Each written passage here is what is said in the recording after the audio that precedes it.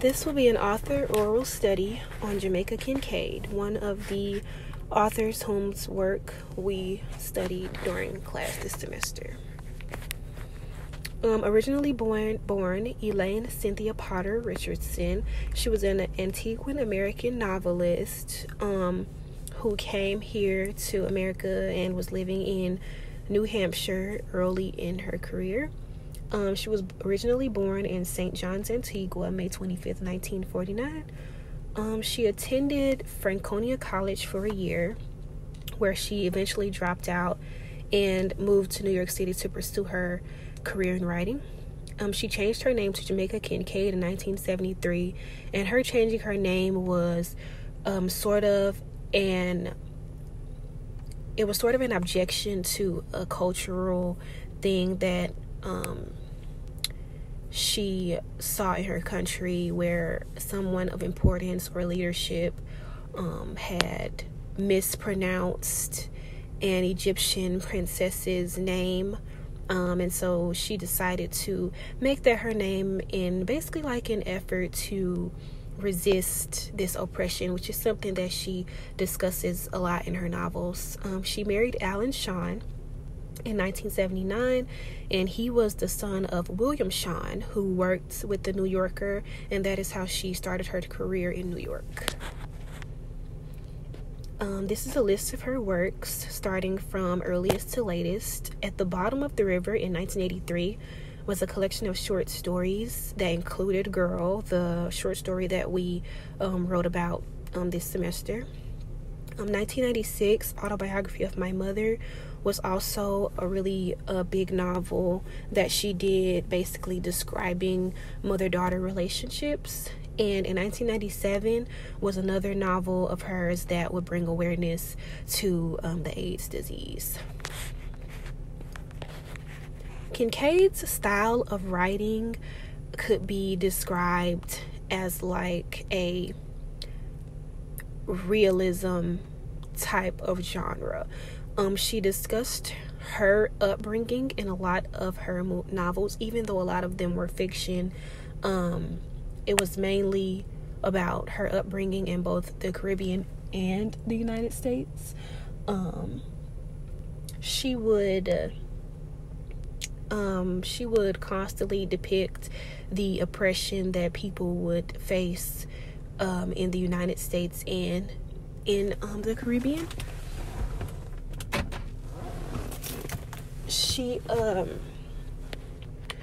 She had a large focus on women and the cultural and political struggles placed upon them, such as the double standards between women and men, where women were always expected to uphold certain values and traditions, while those of the opposite sex would not. And she also treads the lines between her own personal life and history.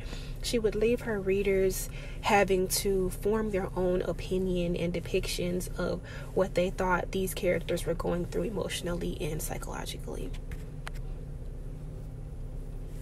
Starting with Girl, the short story that we wrote about this semester, it describes a young woman's experience while growing up in a West Indies country. Basically, it's kind of just a simple word of advice from a mother to a daughter, just telling her daughter what is expected of her to be able to uphold her own household one day, what would be expected of her, and how people would view her in society if she were to ever stray from these built-in cemented standards of what a woman should do, even to the point where she would be considered a slut, as said in the short story, if she didn't follow these specific guidelines on how to live her life. And I also feel like from this novel I got that it kind of depicts a negative image of girls or women who decide to branch out, girls or women who decide to not necessarily follow the standard and the status quo, and it kind of just forms a negative depiction of a lot of women because they don't want to do what is always expected of them. Autobiography of My Mother is another big novel of hers. It tells the story of a young girl named Zuela, as I pronounced it, who didn't grow up without a mother or a father. Her mother died during childbirth, but her father was never really present in her life. She seemed to be surrounded by people who didn't have time for loving relationships. It might have been the type of society that they grew up in, that they were subjected to, living below the poverty line, where they really didn't have time to spend with their families as much. And so this kind of made it hard to form loving relationships. As seen on this cover is kind of symbolic for something. You can only see the heels of this woman, and in the novel, Zuela describes a vision that she had of her mom descending a ladder down to her from heaven, and she could only see her heels. And from this point on, she ended up just attempting to develop her own idea of what her mom would look like, sound like, act like, and this kind of helped her as she grew up, helped her to kind of understand that her story and her mom's story would be coexistent. My Brother is the novel that I said would or could bring awareness to the AIDS disease. During this novel, she just recounts the details of her brother's death and his life, leading up to his death. She discussed the themes of family life, its importance, love, and her role in his life, in the final stages of his life.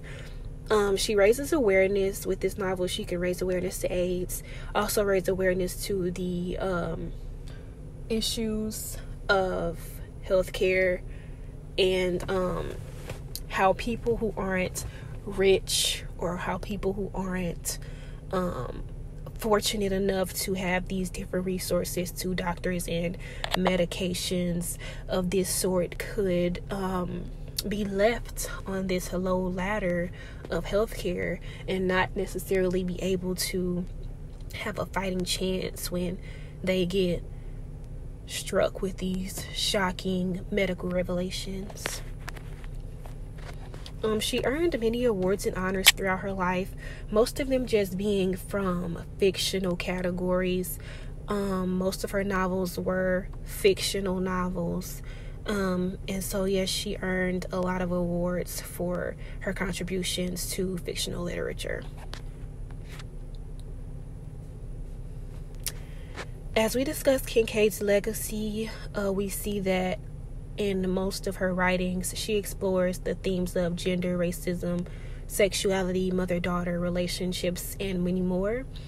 We also see that in a lot of her novels, we read about these characters who are attempting to break away or overcome some type of oppression, whether it be a cultural oppression, a political oppression, racism, sexualism, toxic family relationships. We always see these characters as trying to overcome something, or trying to break away from the status quo or the norms of what's expected of them, and trying to just build their own paths and find their own ways. And she also brings this sort of magical realism to literature. By this, I mean that she forms these real life stories from fictional characters. So there's like a highly likely chance that these fictional stories are things that people in real life are going through, and it's not hard to use these novels to critically think, and readers can use her stories to be able to understand certain aspects of relationships in their own lives, despite them being fictional. These are just references that I used to build up this information in this presentation. And I would just hope